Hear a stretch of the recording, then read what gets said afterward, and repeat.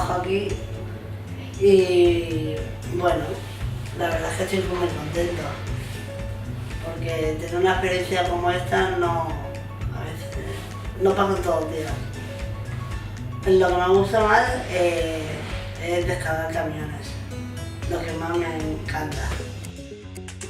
La verdad es que mi hermano ha empezado a trabajar en la Prosea y la verdad es que estoy muy contento porque la verdad es que estamos trabajando los dos y eso me alegra mucho a saber que podemos ayudar los dos uno al otro, vaya. El hecho de trabajar aquí